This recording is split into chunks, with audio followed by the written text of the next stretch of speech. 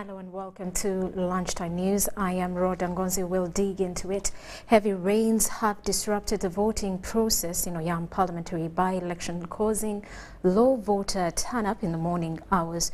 The rains took over 3 hours, forcing the polling stations to temporarily close and trapped many of the voters in their homes. Oyam North has 167 polling stations with over 90,000 voters that will be choosing a new member of parliament after Charles Sengola was gunned down by his bodyguard in May this year. We'll bring you that story in a bit, but for now, Ministry of Agriculture, in partnership with the Ministry of Education and Sports and Ugandan National Farmers Federation, have launched the second edition of the Agricultural Education Show that is slated for the 10th till the 15th of July at Ginger Agricultural Showgrounds. Now, the event, to be graced by the First Lady, Janet Museveni, is under the theme Empowering Young Agripreneurs and aims at attracting the youth into agriculture. Let's take a look at that.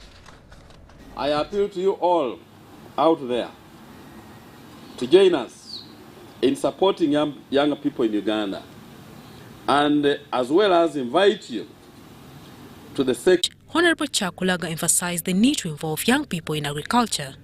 He highlighted that Uganda's population primarily consists of young individuals who often overlook the potential in the agriculture sector. This event aims to address that by drawing more young people into the realm of agriculture. According to Ubc 2022, with 77% of its population under the age of 30.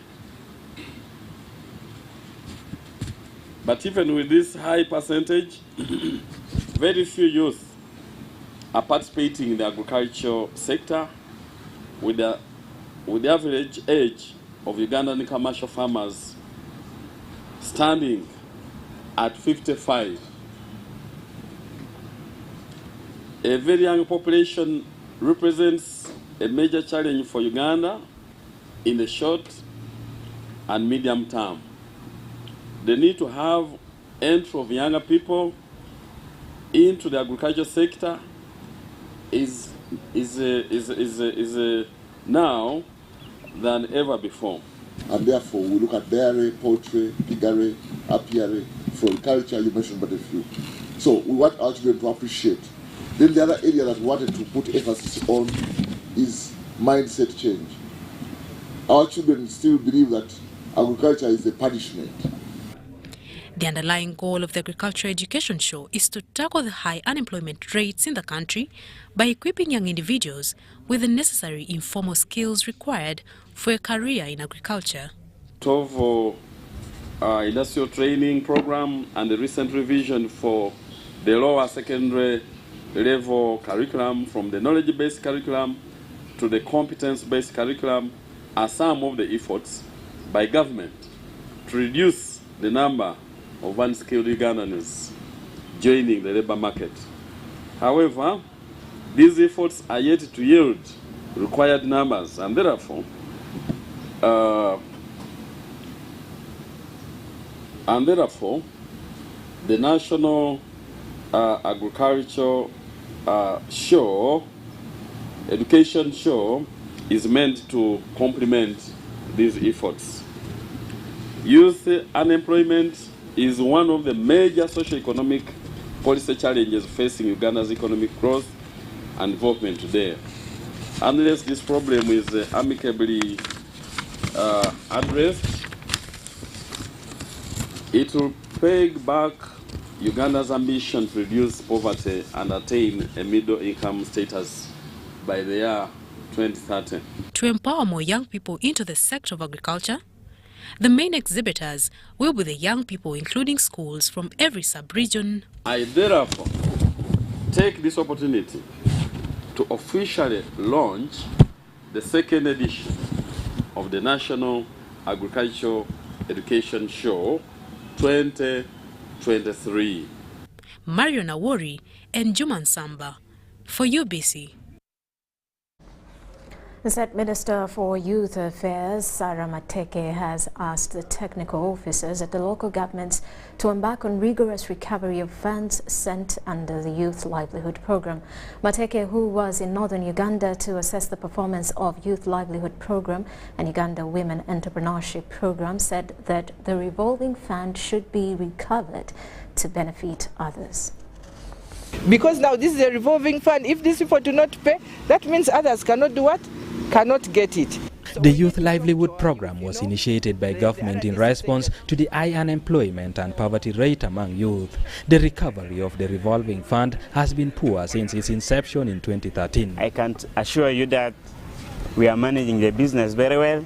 However, some groups have used the fund productively to upscale their businesses. This store is built by Okoko Youth Motor Spares Association, one of the 173 youth groups in Oyam who received 10 million in 2018, built their store and stocked spares from whose proceeds they are using to service the loan. According to the group members, the fund has improved their livelihood.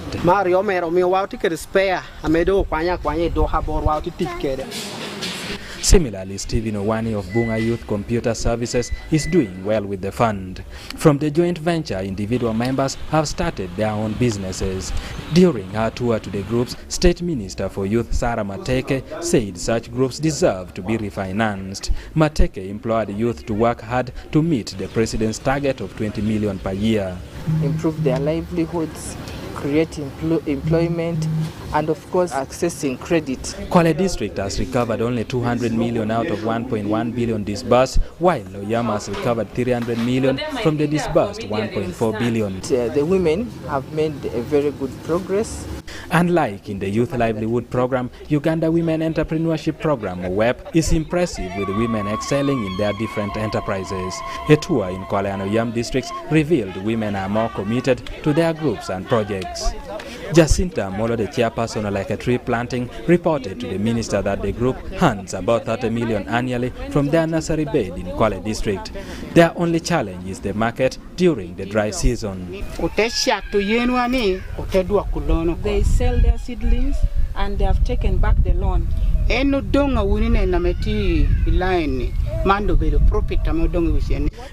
Ejang of Odienyo Beekeeping Project acknowledged the economic empowerment of women has reduced the level of dependency on men. Most of the money that we accrue, the women borrow and then they use it. They are already adding value. I believe that these are the women that we can support. Especially, we are looking at the women who have been supported with WEP, the women entrepreneurs that have done something, have added value. Minister Mateke, however, asked the groups whose loan periods have elapsed to reschedule other than fleeing the country. Eddie Olwa, UBC News. Now, NRM party members in Busiro constituency have convened to discuss strategies for strengthening the party's foundation in preparation for the upcoming general elections. The meeting took place in Katavi, Wakiso district, that was attended by both victorious and unsuccessful candidates from the recent elections. During the gathering, various committees were elected to spearhead the party's program.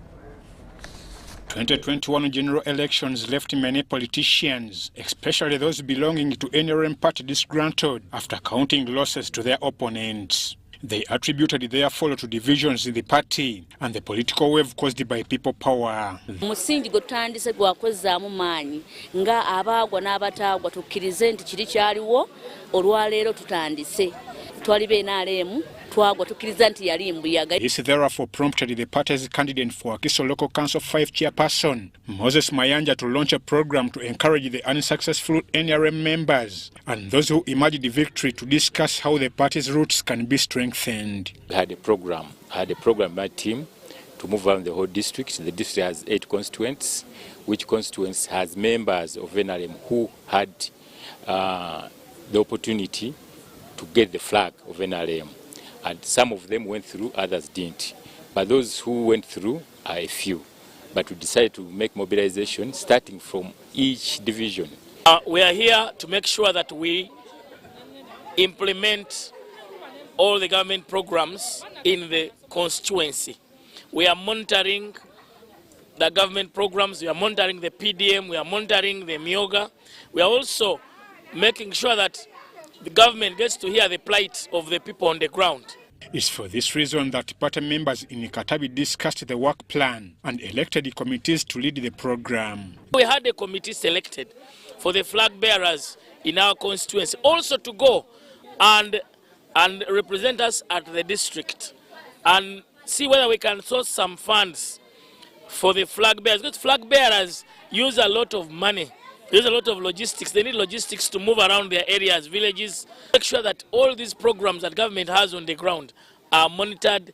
The organizer of this campaign, Moses Mayanja, said they traversed various areas and identified the challenges facing the party which they ought to fix. Mayanja said they will see citizens interested in various government development programs after finding out that many are unaware of these programs. The government programs and projects like the PDM, the Myoga, and the other programs that are really there to serve the people, are to serve everyone, not NRM.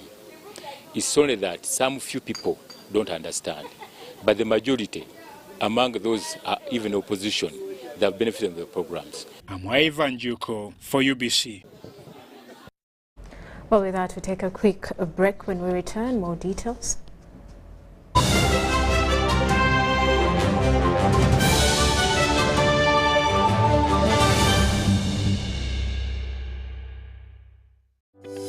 These days, our homes are no longer just the places we live.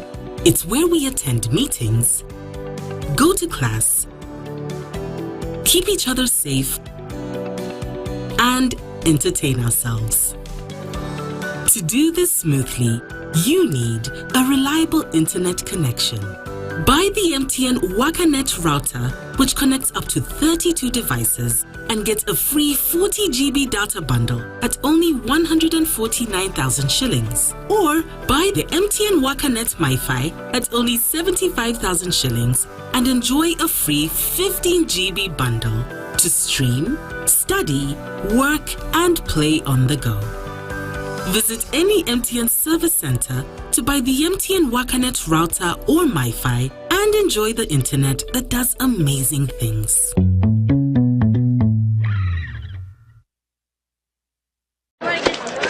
Juko. Yo. Check the shopping, man. What's your secret? Haven't you heard of the parish development model PDM? Yes, I did, but I thought it was just a talk. No, Sebatia. It is real. I and a few friends together formed a circle, accessed money from the PDM, invested in a portrait project, and now things are moving. Juko. I thought I was one of your friends. You are. But you left me behind. I didn't leave you in poverty. What you do, just visit your LC2 chairperson and your parish chief and start the process of economic transformation. Just like that. The parish development model is an initiative from the government of Uganda through the Ministry of Local Government designed to transform all lives of Ugandans for the better. PDM, my parish, my development, my life.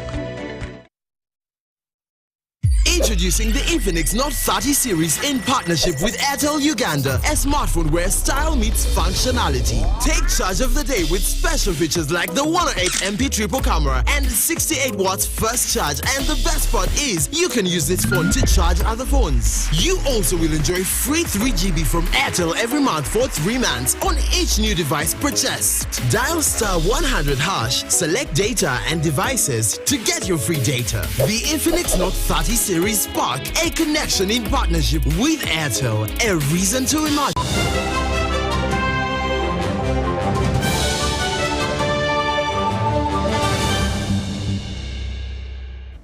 Welcome back. You are still watching Lunchtime News. Parliament has rejected the proposal to implement a pre-internship examination for all aspiring medical interns as recommended by the Parliamentary Health Committee. The concern is that such examinations would stifle the education system. However, Parliament unanimously agreed to allocate 70 billion in funding for the allowances of the medical interns and senior health officers in the financial year 2023-24. The decision was made prior to completing the appropriation process. A total of 1,901 interns were allocated to 58 internship centers, but unfortunately the move did not succeed after government lost touch with the finances. The relevant ministers of finance and health should have immediately said this is not possible, so that they find a way of handling this matter. This prompted respective bodies to petition relevant authorities, including Parliament, to seek for attention over the matter, which has put the health facilities at a risk of deteriorating. The few doctors who are there are overburdened. You find people who are stuck in the corridors with patients. The Health Committee of Parliament investigated the issues and this afternoon reported to the August House. The report pins the Minister of Health for not availing enough information to the medical interns and also failure to fully implement a presidential directive to address the discrepancies in allowances of medical interns by paying them half of what is paid to fully appointed entry-level public officers, respectively.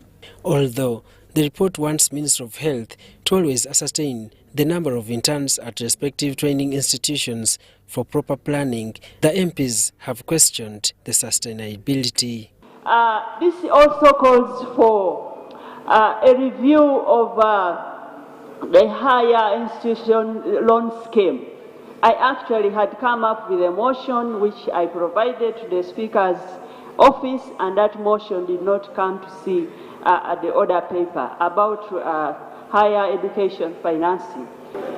We cannot determine how many interns we shall have until they have graduated. For people who have been in medical school, you know that some people don't finish right on time. A recommendation by the Health Committee to introduce pre-internship examination of all potential medical interns, as recommended by the Parliamentary Health Committee as an avenue to enhance quality assurance in the medical field, was rejected, justifying that the move would suffocate the education system. Now those are three sets: exams to become to graduate, exams for pre-internship, now exams after internship. These universities have got minimum standard and requirement, and they have a curriculum that they teach and which has been approved by the National Council of Higher Education. And all these universities, once the students come out, they are not subjected to pre-internship exams. So we have bodies, government bodies in charge of quality assurance. The moment they were introducing pre-entry at LDC, they didn't come here. They never came here. When they were introducing pre-entry at Makere, they never came here. In the national budget for financial year 2023-2024, only 10.23 billion shillings has been provided to cater for the allowances of medical interns. Yet the incoming 1,901 interns require a budget of 54.60 billion, while senior health officers require 25.85 billion, leaving a shortfall of 70.22 billion altogether. So the committee observes that the allocated funds can only run the internship program for 1 month. Failure to provide funds for medical interns and senior health officers will worsen the already dire situation in the health sector. The Deputy Speaker Thomas Tayebwa has given government 1 month ultimatum to present an action report. Daniel Mugoya, Gloria Gutabinji, UBC News.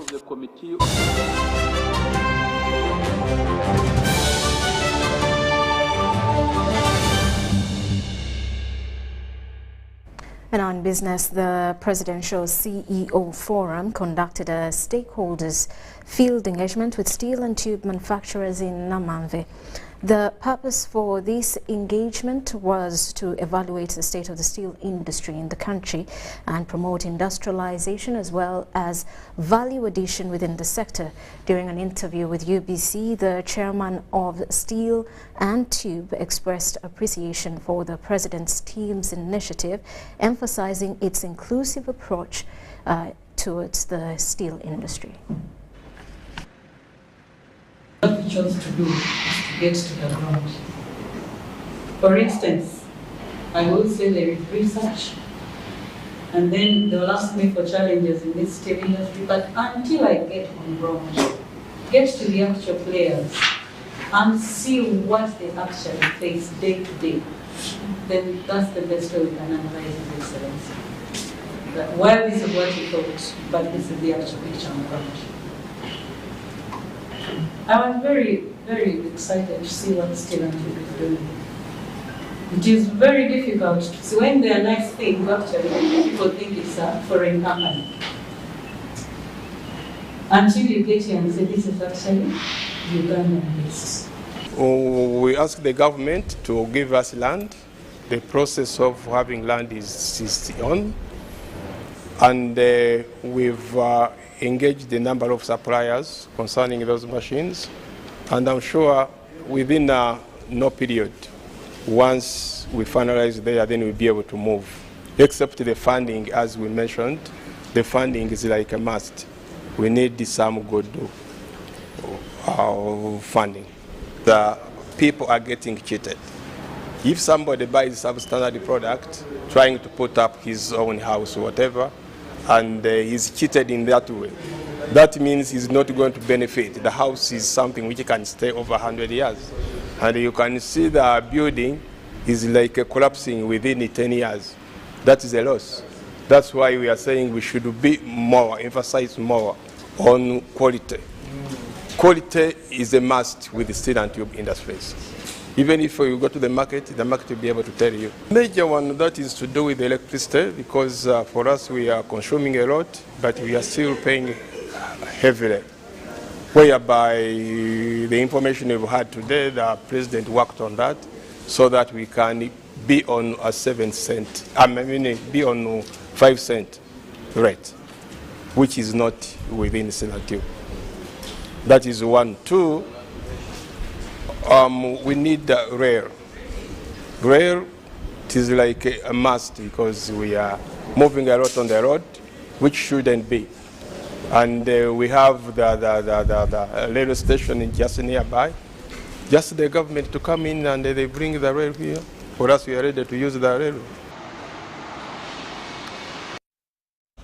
And Airtel Uganda, in partnership with Simplifying Networks, has embarked on a drive to train university students on internet adaptability during the third edition of Simplify Net Talks, on the theme.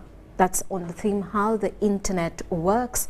The Director, Airtel Business, Alan Semakula, emphasized the need to educate young people on internet usage to foster development. Let's take a look. So you'll find that those particular content. The internet has become a key component in the day-to-day operations, let it be learning, business transaction, among others. However, despite its great importance, many seem not to understand how the internet works. Simplify Networks, in partnership with Airtel Uganda, are engaging students to simplify modern technology and major aspects of the internet to increase adaptability. A lot of them are doing studying very complex things, but we take for granted things like what is the internet and how does it work.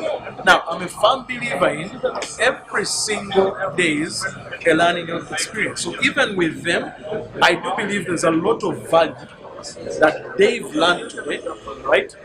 That they will be able to put into practice in their daily life. We're using this as a building block to look at other technologies. So my goal with Tech Talks is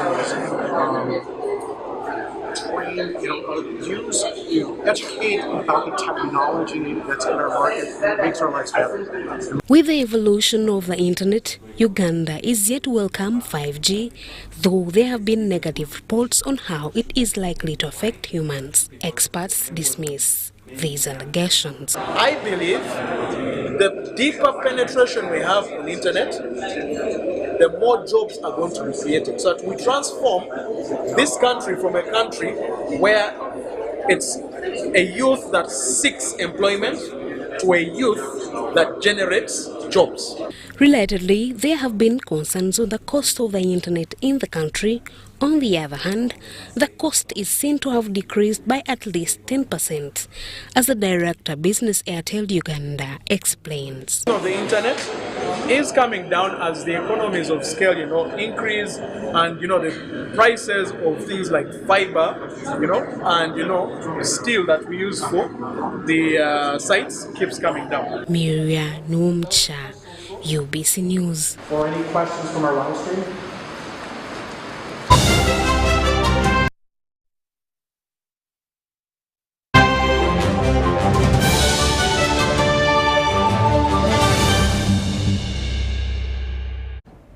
In sports, 8 countries from the region with over 100 players will take part in the 25th KVC International Volleyball Championships that is slated for the 4th till the 6th of August this year. That's at the Lugogo Indoor Arena. Will be the biggest volleyball event that collects over 100 top players in the region is back. The KAVC International Volleyball Championship 2023 will be happening from the 4th to the 6th of August 2023. The tournament will be graced by 8 countries in both the women and men's category. Of course, we'll have Uganda as the host. We have a number of teams from Uganda that are going to participate in this tournament. We will have our neighboring countries. We have Kenya, Tanzania, Rwanda, Burundi, who have already confirmed participation in this tournament. And we will have South Sudan and Congo joining us as well. But the most interesting thing today to note is that we have Zambia and Zimbabwe bringing in 4 teams, and we are excited to have expanded this tournament as it grows countrywide and nationwide. So we are looking forward to having a very stiff competition, because all these are top-notch teams in the country, in the nation, internationally, and we know that our local teams will get very good exposure from this tournament. Our dream is to have this expanded to the secondary schools, but this has not yet been concretized because most of the schools are either doing exams or engaged in other activities. But we will plan to have the secondary schools represented as well, so that this will feed into the clubs. And this tournament will be taking place in Lugogo Indoor and the hockey pitch. We prefer to have it centralized because we would not have the time to have teams move around. We expect that we shall have new sponsors on board joining us on celebrating this 25th NSSF KVC International Championship. Rwanda's Armed Police Force APR are the current defending champions. Marshall Miro, UBC. Well, that does it for Lunchtime News. Thank you for sticking with us. I am Rhoda Ngozi. See you later.